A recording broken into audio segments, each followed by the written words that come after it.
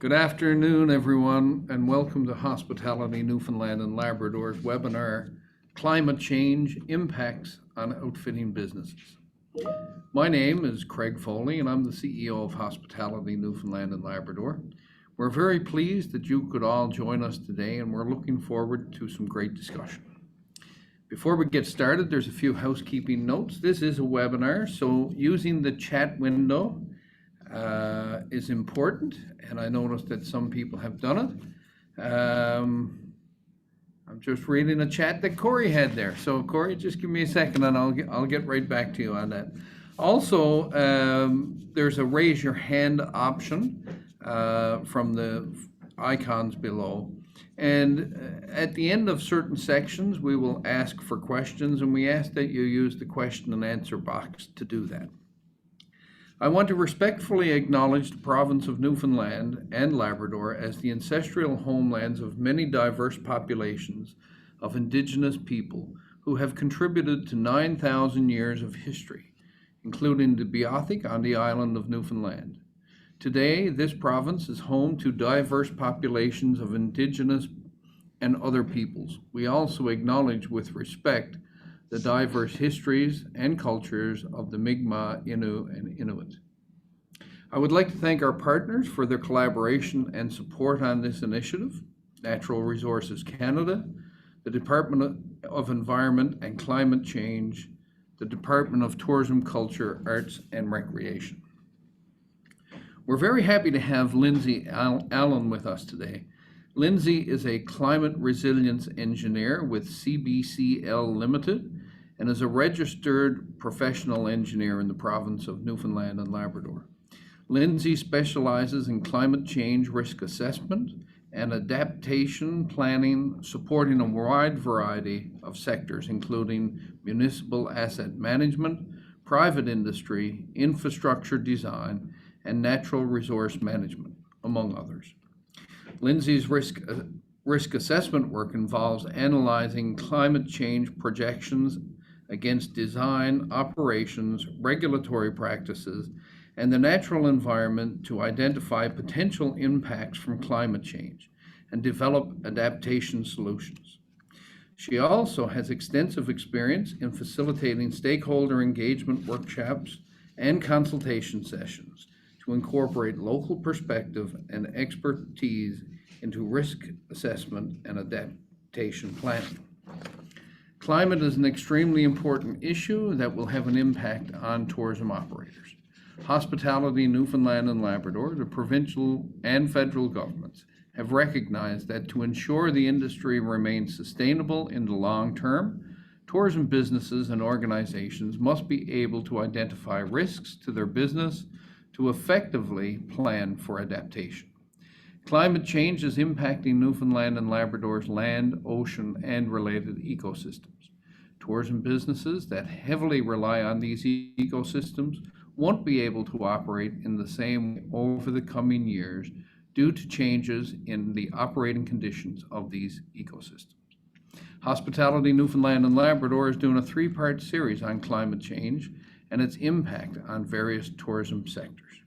Today's session will focus on the impact on outfitting businesses, and Lindsay will inform us of some of the challenges facing the sector and the opportunities for adapting to prepare for the future. So without further ado, I'll pass it over to Lindsay. Thanks very much, Lindsay. Thank you, Craig and Juanita. Like Craig said, we've been doing a large project over the last year or so to look at climate change impacts to the outfitting sector, as well as this project has been sort of part of a larger project that's also looked at the marine tourism sector and the winter tourism sector. So today we'll be talking about some of the climate change projections we looked at, as well as the impacts that were discussed and researched for the project. And some of the tools and educational materials that are available as a result of this project. So thanks again for having me.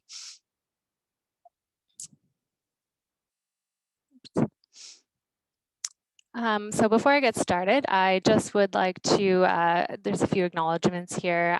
First, this project was funded by the Department of Environment and Climate Change, as well as Natural Resources Canada's Climate Change Adaptation Program. So a big thank you to those two partners for making this work possible. So just to get us started, Craig sort of alluded to some of this already, but climate change projections for Newfoundland show significant changes by mid-century and beyond. And of course, it's important to enhance our understanding of the impacts on the tourism industry and take the appropriate measures to ensure the industry remains resilient in the face of climate change. So that's really the main theme here today, is making sure that the industry can remain resilient with climate change. So one other note before we get started, I just want to point out the difference between climate change adaptation and climate change mitigation. These two terms maybe are self-explanatory to some, but essentially, climate change adaptation is any activity that lessens the negative impacts of climate change. So this includes actions taken before impacts are observed and after impacts have been felt. So that it could be things like upgrading infrastructure to manage risks that you know might be sort of in your future as a result of climate change, whereas climate change mitigation are actions to limit the magnitude and or rate of long-term climate change, generally involving efforts to reduce human emissions of greenhouse gases. So that's really any sort of energy-related projects or carbon sequestration that reduces overall greenhouse gas emissions. But today what we're going to be talking about is climate change adaptation. So I just wanted to point that out. So just a brief agenda for the presentation. So first we'll go over the project overview. There were several parts, so we'll briefly talk about each one. Then I'll get into the climate change summary. So that's a summary of the climate change projections that we looked at that are related to the outfitting industry, as well as the climate change impacts that we heard from operators, and we also did some literature review to supplement. And then I'll get into some learning and development tools, which were some of the outcomes of this project, as well as the risk assessment tool, which is a tool for operators to use to sort of identify their own risks related to climate change, and then just some next steps on ongoing work. All right, so first up, the project overview. So basically, the overall objective of the project was to increase awareness regarding the impacts of climate change on the tourism industry in Newfoundland and Labrador. So like I said, this was part of a larger project where we were assessing the impacts and essentially creating learning and development tools for the three different sectors that I mentioned: outfitting, winter, and marine tourism. So some of the outcomes, we've summarized relevant climate change projections, which I'll go through in the next few slides. We've identified impacts to the industry sectors through research and stakeholder engagement, and we've created some different tools that summarize information for learning and knowledge development throughout the industry. So I'll go through each of those outcomes as well. And like I said, this project has been going on since 2021. It's been over a year that we've been working on this, so there's lots of material that has come out of the project. So first of all, I'll go through the climate change projections. These are for mid to late century, and I just want to point out that all of these projections are sort of summarized from pre-existing sources. So while we didn't develop the projections ourselves, there's been a ton of great work related to climate change done by the Department of Environment and Climate Change, as well as various groups at MUN. So all of that information is pre-existing, and we were able to just kind of summarize that for the purpose of this project, although we are doing some additional projections for climate parameters that aren't necessarily, that haven't been studied as in depth, so I'll get into that a little bit later as well. But for now, I'll go through this summarized information. So just in general, as kind of a summary about climate change in Newfoundland and Labrador. Basically, Newfoundland and Labrador is expected to become warmer, wetter, and stormier with climate change. So those are really the three key takeaways from climate change projections throughout the remainder of the century. So there's a few different ones that I'll walk through today. So temperature, precipitation, wind and storms, coastal oceanographic, and the terrestrial environment. Those are sort of the main climate parameters, and within each of those sectors are various climate indices that I'll get into. So first up is temperature. When it comes to average temperature and temperature extremes. Basically, we can see an increase, we're expected to see, an increase in daily average, daytime high, nighttime low, and warm extremes. So that's basically increases in temperature across the board throughout the remainder of the century. The largest increases in temperature are expected in the Labrador interior and at higher latitudes. And along with that, we'll see a decrease in cold extremes, the intensity and frequency of cold extremes. So basically, we're not going to see as many of those really cold, frigid days, and we're going to start seeing more of those days that are 30 degrees or more. And you can see sort of on the graph or the image on the right, those changes are pretty widespread across the province. While these images might not necessarily look really dramatic or anything, if you look at the scale at the bottom, when we're talking about the island portion of the province, the scale shows that the temperatures can increase by 4 or 5 degrees or even more, and those are even larger in Labrador. So it is a fairly significant change. When we talk about frost and freeze thaw, which are different indices related to temperature, essentially we can expect to see a decrease in the number of days with frost and a decrease in the number of freeze thaw cycles. And that again is particularly in regions and seasons with near freezing temperatures. So for example, that in Labrador where temperatures sort of hover around the 0 mark for a bigger portion of the year, we'll see less frost and freeze thaw cycles in those areas, as well as in the shoulder seasons, again, where temperature tends to hover around 0. So in the spring and the fall, we'll see less frost and freeze thaw cycles there. When it comes to precipitation, well, we can expect to see an increase in mean daily precipitation throughout most of the province by 2050, and nearly the entire province by 2100, and that's across all seasons.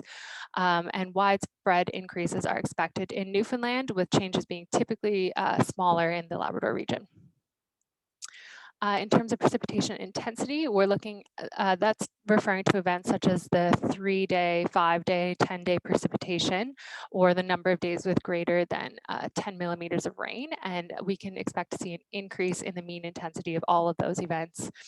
So if you look on the graph here on the right, you can see some big changes here as well. Again, some of those darker red numbers are around 10 millimeters up to 12, 15 millimeters. So fairly significant changes there as well.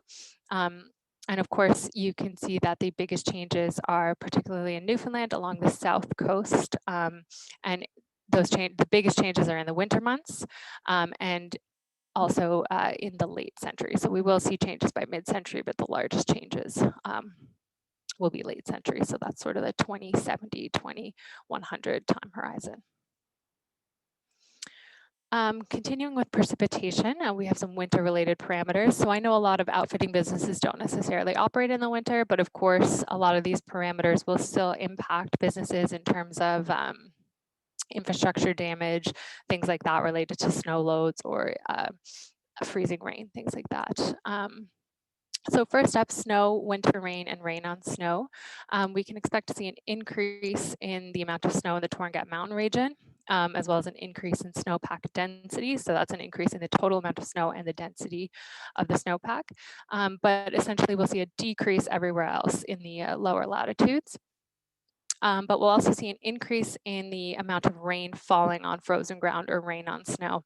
So essentially what's happening there is as the atmosphere warms, it's able to hold more moisture. Therefore, more precipitation will fall. In the northern regions like the Torngat Mountains or northern Labrador, the temperatures will remain cold enough that a lot of that precipitation will still fall as snow, hence the increase in the amount of snow that will fall, whereas in the lower latitudes, the temperatures will be higher, above 0. Therefore, most of that precipitation is going to fall as rain. Or rain, like I said, rain on snow, rain on frozen ground. And then when it comes to freezing rain, Newfoundland is actually really interesting in that it already experiences the highest amount of freezing rain in all of North America, and we're expected to see possible increases there. So in eastern Newfoundland, we'll see the greatest total change, so we'll have the greatest amount of freezing rain, whereas in Labrador, we'll see the greatest relevant change. So right now, whereas Labrador may not see a lot of freezing rain. In the future, they're expected to see more. Therefore, the greatest relative change will be in Labrador. When it comes to wind and storms, hurricanes, nor'easters, these type of major storm events, we'll see a possible increase in the intensity of those type of events, which will be primarily evident through increased precipitation rates during those events. So of course, we already see a lot of precipitation during those types of events, but that is expected to increase. And again, that's related to the atmosphere being warmer and therefore holding more water, therefore more precipitation. And we'll also see a possible increase in winds and storm surge that comes along with those winds during those events. Of course, that can have, all of those things can have pretty major impacts on infrastructure, disruption of services, those types of things, but we'll get into that a bit later. In terms of coastal parameters, first up is sea level rise. So basically we're expected to see an increase of up to 0.4 meters by 2050 in sea level rise and an increase of up to 1 meter by 2100. Though I will point out that there's significant variability across the province due to vertical land motion. So while that doesn't necessarily, it's maybe not very intuitive, but essentially what's happening there is in some of the more northern regions of the province, so Labrador, the land is actually rebounding from the last ice age. So the land was sort of suppressed with that ice sheet during the last ice age. Since it's melted and retreated, the land is now rebounding. So when you get sea level rise with that rebound, the sea level rise doesn't seem as large as it would in as compared to some of the island portions of the province where you're not getting that rebound. We also looked at coastal erosion and deposition. So again, the rates of coastal erosion are very variable across the province.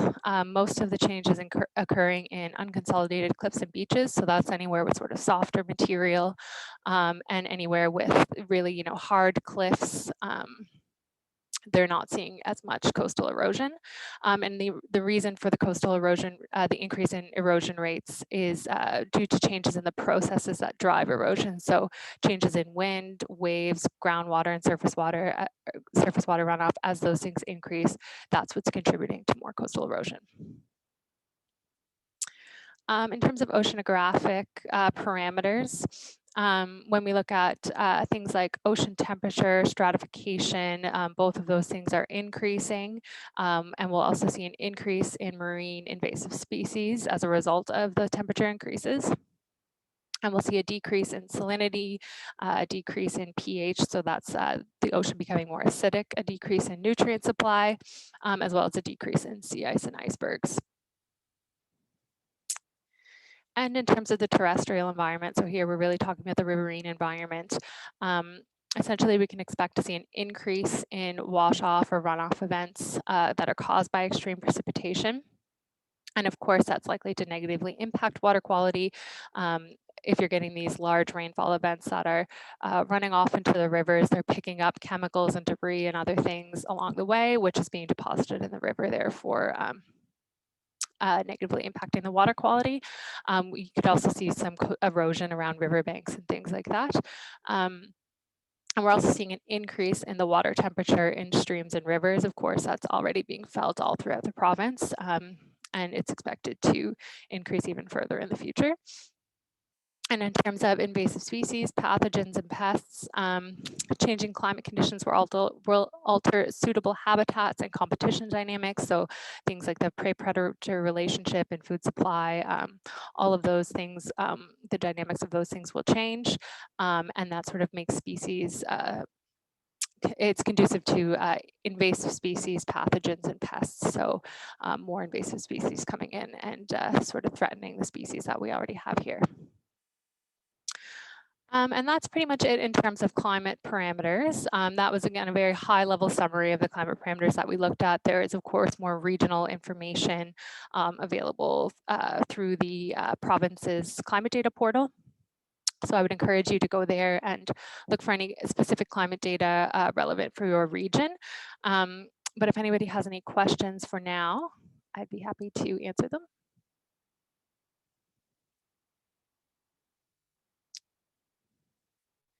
Craig, I'm not sure if you're seeing anything.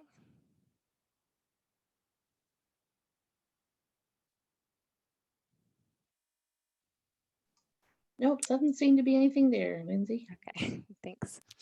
Sorry, It's ready. Lindsay, I lost my microphone. I've got you split on two screens. What a panic I was in. No Yeah, no, problem. we're pretty good. Okay, great. Thanks. All right, so we'll move into some of the sector impacts that we heard.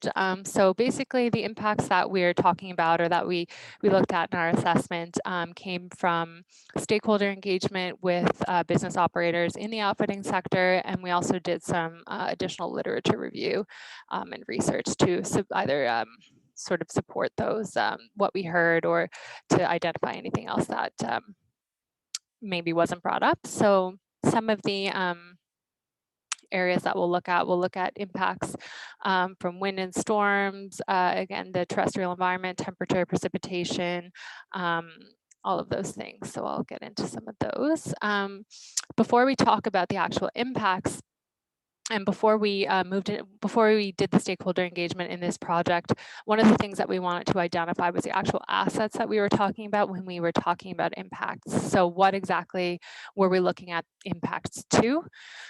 So there are a few different categories of things that we looked at. So infrastructure, we looked at things like wharves and docks, the accommodation, so any sort of outfitting lodge and supporting buildings, power and communication equipment that lodges or outfitting lodges might use to support their operations, as well as any water, sewer infrastructure. We also looked at transportation, so ferry, air travel, so that's to the province as well as interprovincially, roadways and causeways, so any sort of road networks that are used to get tourists to your outfitting lodge or to get supplies in. Species and environments, we looked at big game, fish, as well as food availability and sort of just the general habitat for those species. We also looked at the outfitting experience. So while it seems that some of these things may not necessarily seem like assets that the business would own, for example, obviously businesses don't own the big game species that you're hunting, but those things are of course an asset to your business, and can therefore and will any impacts to them will of course impact your business. So in terms of the actual outfitting experience, similarly, these things aren't necessarily owned by businesses, but the hunting and fishing, ATV, and other trails, and hiking and backpacking, all those experiences are the reason, of course, that tourists are coming to the province. So those are also considered assets in the context of this assessment. And then we looked at health and safety. So that's human health and safety, any insurance requirements, emergency planning and response, impacts to all of those things. So first up is wind and storm. So one of the main things that we heard from operators is the impact that wind and storms and some other climate parameters have on travel plans. So basically, when, of course, these sort of outfitting trips are on very tight timelines, so any sort of disruption in travel plans can result in an increased number of cancellations or some really complex problems with trying to reschedule people. That's one of the big impacts that we heard. Of course, there are also impacts to the essential supplies and services for remote operations. So during any wind or storm event, you might not be able to get supplies like food and medical supplies in, which of course can be pretty detrimental to your operations. Along with wind and storms, you may see some wave or flood damages to wharves, docks, or any other coastal or riverine structures that you might use to support your business. Inclement weather limiting the actual window for hunting or angling. So of course you can't necessarily go hunting if there's a major hurricane or something outside. Structural loading that might cause damage to facilities or other infrastructure. So that's damages to your buildings from wind. So you might lose some shingles, parts of your roof, things like that. Or you may even see some flying debris down to trees or something like that, turning into flying debris that could impact your building and break windows, something like that. And of course, if there's to be any sort of emergency during a winter storm event, the accessibility of the remote locations for emergency responders could become a problem. So with increasing wind and storm events, that could become sort of an increasing problem. And then there's also implications for power and communications outages during wind and storm events. So again, like I said, all of those sort of wind and storm events are increasing in intensity. So all of these, if you're not already seeing some of these impacts, they could very well become sort of relevant for the future. When we're talking about the riverine and natural environment, of course, we're seeing changing river water levels that impact habitat, migration routes of fish and other animals, unreliable river levels, particularly during warm temperatures that may impact the timing or suitability of fishing locations. That's obviously been a really big problem throughout the industry over the last several years. Increased river temperatures leading to decreased productivity in fish and river closures. So all of these temperature parameters that cause any changes in fish species, fish populations, that will have further impacts on quotas and things like that. Which will impact businesses. Unpredictable ice jamming and river flooding potentially impacting any camps or lodges. So I think we've been seeing that somewhat in the last few years as well. Sort of spontaneous or unexpected river flooding that has caused the water level to rise and has impacted some buildings. Exposure to rapidly changing water levels can of course be a health and safety issue. And coastal or riverine erosion and flood damage, which can create access issues or issues for emergency responders. So again, I want to point out that this is by no means an all-encompassing list of impacts, but just some of the things that we heard the loudest from stakeholders or in research.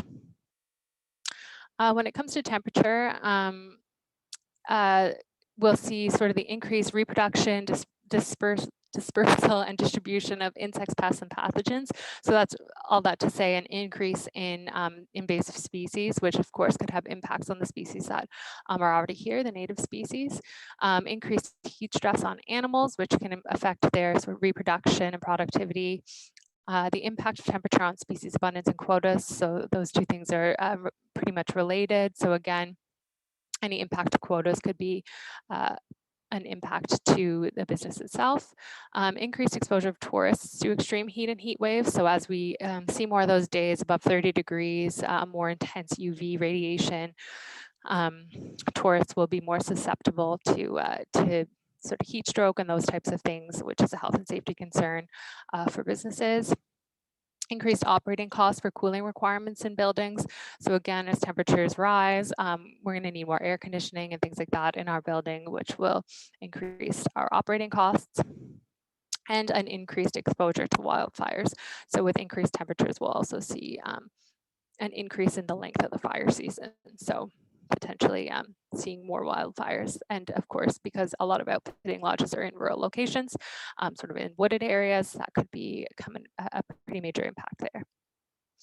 And when it comes to precipitation, like I said, a lot of those sort of intense precipitation events are increasing. So we'll see increases in the number of days with precipitation above 10 millimeters and just general increases in precipitation intensity. So with that, we can see flood damage or undermining of roads and other transportation routes. So again, that can impact not only the ability to get tourists to your outfitting lodges, but the transport of supplies into your operations.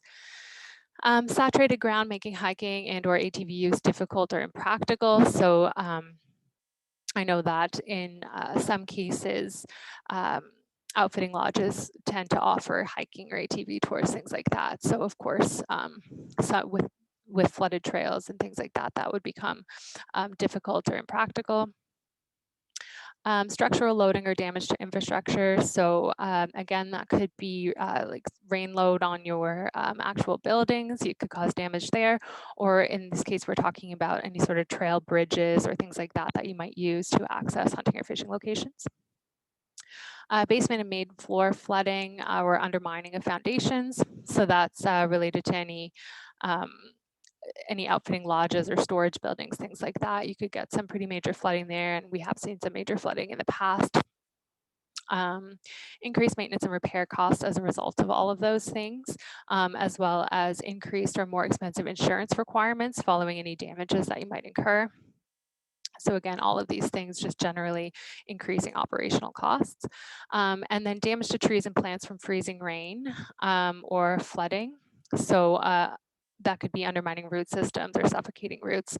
Of course, when you damage trees and plants like that, that can be an impact on food availability for various species, which leads to the last point, food availability following freezing rain events. Damage to trees, plants, or other food sources. So in some cases, we've read that after a freezing rain event, for example, when the ground is frozen over, it can be really difficult for particularly caribou was the study that we read for them to get food, which can of course be pretty detrimental if they're not able to access food for a certain period of time.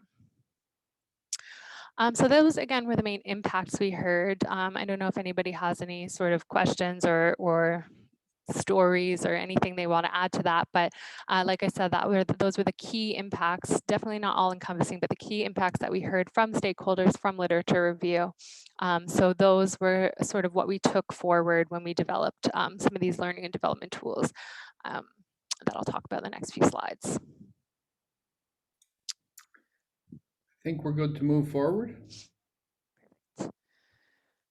All right, so like I said, one of the main outcomes of this project was to develop some different tools and resources that could be used just for education throughout the industry, education and awareness to maybe get people thinking about climate change adaptation and measures that they could take or things that they should be considering.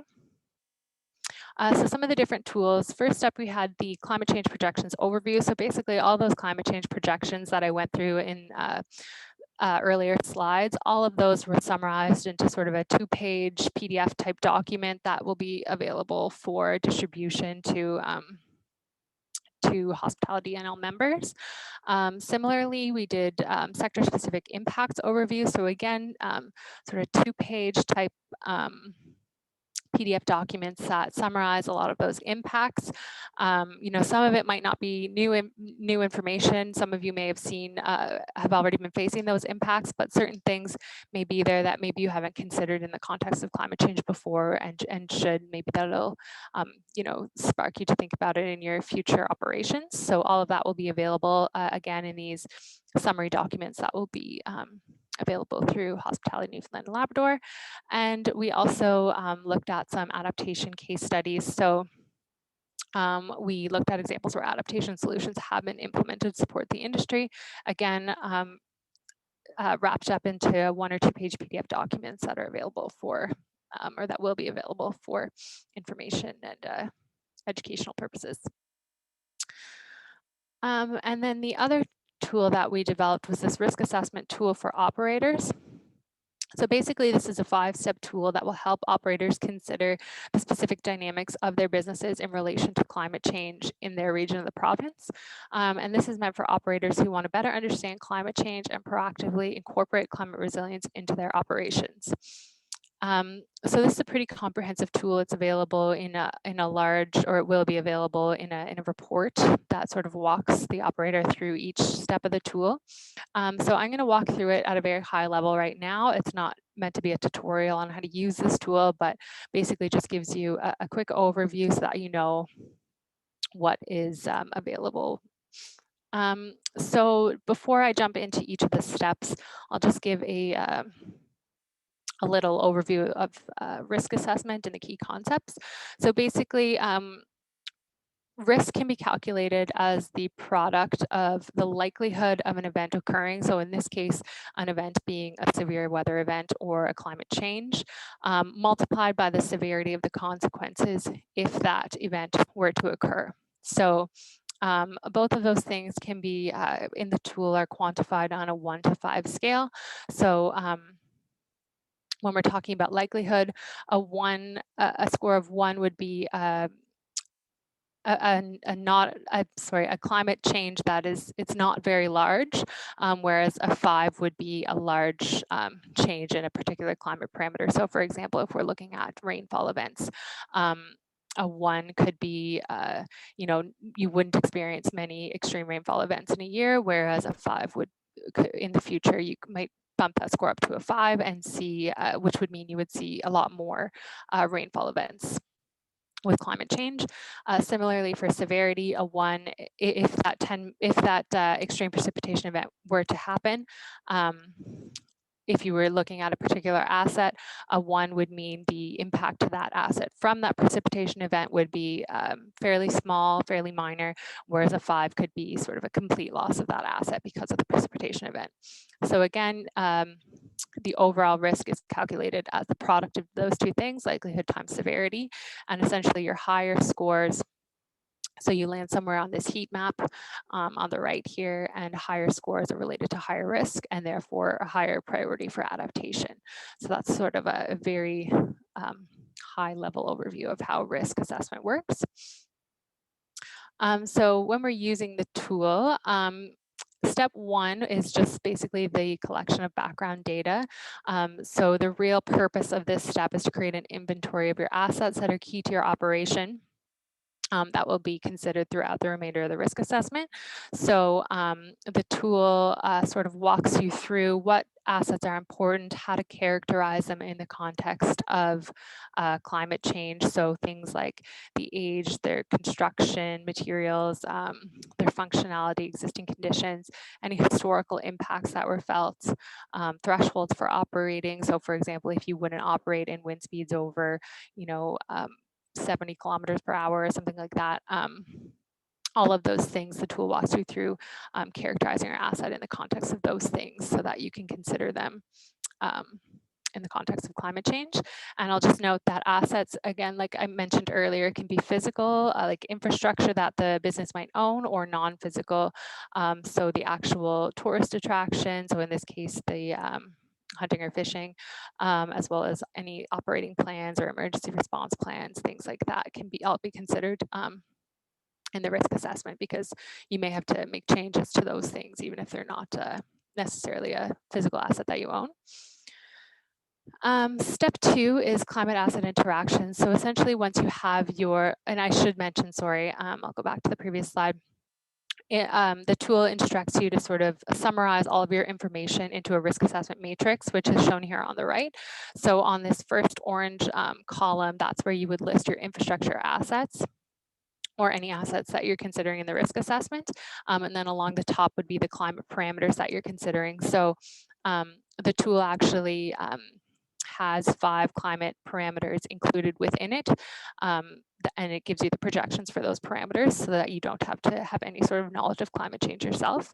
And this sort of risk assessment matrix is where all your information is contained for use in the assessment.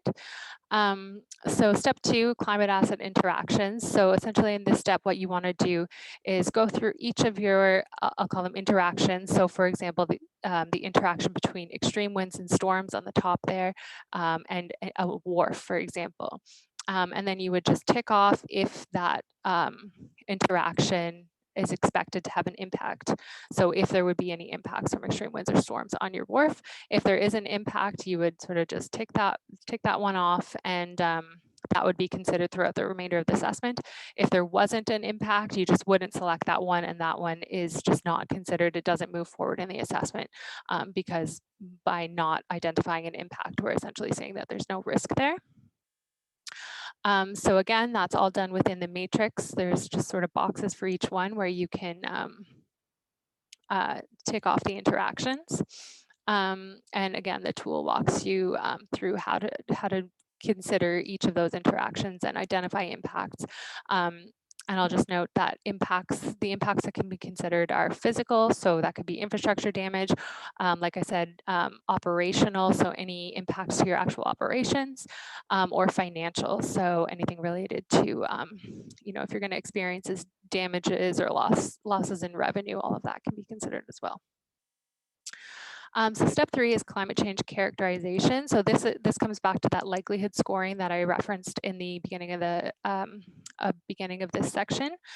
So likelihood scoring again represents the change in a particular climate parameter over time. So like I said, there are climate projections already provided in the tool for 5 key parameters. And those key parameters that were selected and incorporated into the tool were sort of based on the impacts that we talked about. So things like extreme winds are already included.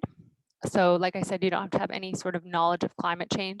All the information is there for you to select your likelihood scores based on your region. So as you can see, these images here on the right, depending on where you are in the province, you can sort of select your region and then select your score, your likelihood score based on that. And then of course there are different scores for different time periods. So this top image here is for the 2050s, whereas the bottom one is for the 2100s. So you would select different scores for each of those time periods. So there are different similar images or charts where you can select your scores for all the different parameters. So further to that, in the risk assessment, you can fill in sort of your likelihood scores within that risk assessment matrix that I mentioned earlier. So as you can see in sort of the gray boxes or that are outlined, the one outlined in red on the bottom right there, this is where you would fill in your likelihood scores for the different time horizons. So the baseline being present day, mid-century being 2041 to 2070, and late century being 2071 to 2100. So you can fill in your different scores there by taking the scores out of the information that's already provided. And again, just note the higher the relative score, the greater the expected change. So if you have something like a 2 in your baseline period, and then your score goes up to a 5 by late century, that's representative of a fairly significant change in that parameter. And then step 4 is the actual impact assessment. So this is where you consider what impact or the severity of a climate event on a particular asset. So this is the severity scoring that I mentioned earlier. So in this case, you're quantifying the severity of those impacts, assuming that the event does occur. So if you are to get an extreme precipitation event, no matter the time horizon, if that event happens, what are the impacts? And those impacts are quantified again on this 1 to 5 scale. 0 is also included here in that there's no impact, so that one's not considered. So 1 would be something like infrequently causes minor impact on assets, minor impact on operations, minimal costs, no loss of revenue, where something like a 5 would be major damage, high capital cost or investment to sort of rectify that impact. So again, in the risk matrix example down here on the bottom, you would fill in that severity scoring number and then calculate your overall risk. So again, the overall risk is just the likelihood of occurrence times the severity of consequences.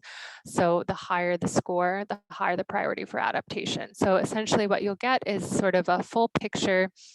This is, just a sort of hypothetical example, but you'd get a full picture of all the risks that your operation might face.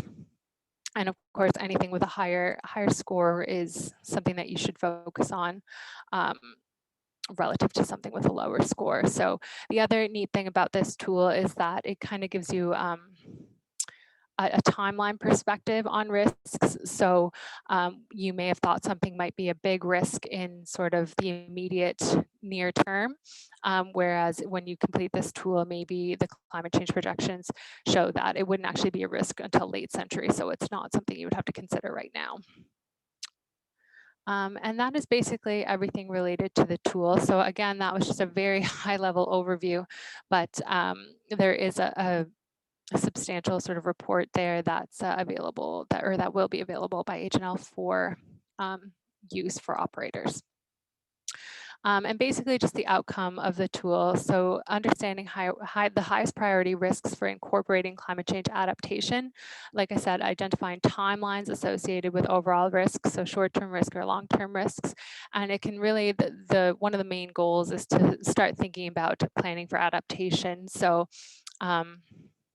adaptation could, if you're expected to see major impacts to your wharf because of riverine flooding or heavy precipitation, you could think about when you go to upgrade your wharf, upgrading with more climate resilient materials. You could think about, selecting different sites for hunting or fishing. There's also some interesting work that's been done related to data collection and working with research organizations. So communicating, things like changes in river temperature or river elevation to support the industry, and of course diversification of services. So offering, like I said, things like the ATV tours and hiking tours, things like that. Anything that would sort of keep tourists busy if you weren't necessarily able to hunt or fish one day, something like that. So again, we did look at one adaptation case study. This was brought forward by speaking to people in the industry. So data collection to support a sustainable angling industry. Of course, we've seen impacts related to climate change on the angling industry, including low water levels, warm water temperatures, and fewer fish returning to spawn in salmon rivers. Lodges, some of the lodges throughout the province have been collecting their own data that they then pass to DFO, which just gives DFO a wider range of data than they would typically be able to collect, because of course they can't have employees or staff on every river collecting all kinds of data. So basically using that data, DFO has been able to work with the industry to find solutions that support angling tourism while also preserving the integrity of the species. So for example, closing rivers for periods of time when the water temperature is near critical levels rather than closing rivers altogether. That wouldn't necessarily be able to happen without this partnership between the outfitters and DFO. So that's just an example of maybe non-typical adaptation. I know when people think of adaptation, they often think of just infrastructure upgrades or something like that. So that's sort of a different perspective on adaptation that has really helped support the angling industry. So yeah, that's pretty much everything on the risk assessment tool and adaptation. I'll just quickly speak to some next steps or ongoing work that we're still doing. So right now, CBCL is working on cost benefit analysis to support adaptation planning. So this is focused on the marine tourism industry, but of course, principles of the cost benefit analysis can be applied to other industries. So essentially what we're doing is looking at sort of hypothetical examples of adaptation options for different marine tourism businesses to highlight the business case for incorporating climate change adaptation measures. So looking at things like infrastructure upgrades and how investing in that sort of upgrade is beneficial over time in terms of the cost benefit analysis. Like I said before, we're also working on regional projections for winter parameters. So winter parameters are not quite as well defined as some of the other parameters related to things like temperature and precipitation in Newfoundland and Labrador. So CBCL has been doing some great work there to do more detailed projections on things like snowfall amounts, winter rain, timing of the seasons. Again, all things that can be related to the outfitting industry in terms of impacts to infrastructure and maybe timing of seasons, things like that. So that project will be wrapped up soon, and that information will become available. And Hospitality Newfoundland and Labrador will of course roll out all of these tools and the information over the next little while to make it available for operators. And that is everything. So Craig, I'll pass it back to you, but if anybody has any questions or any discussion, I'd be happy to answer. Thank you very much, Lindsay. A lot of information, and I'm sure a lot for people to absorb in an hour. I think, as you outlined, there is some follow-up material that we can provide to people, and And I think that kind of provides a learn at your own pace kind of approach where, during busy times for operators, that's exactly what they need to have. So I'm not seeing any particular questions in the question and answer box. But again, as we just spoke about, there will be some follow-up communication. So Lindsay, thank you very much again. Corey is acknowledging a fabulous job on the presentation and the process. And Corey represents many of the tourism or the outfitting industry in Newfoundland and Labrador.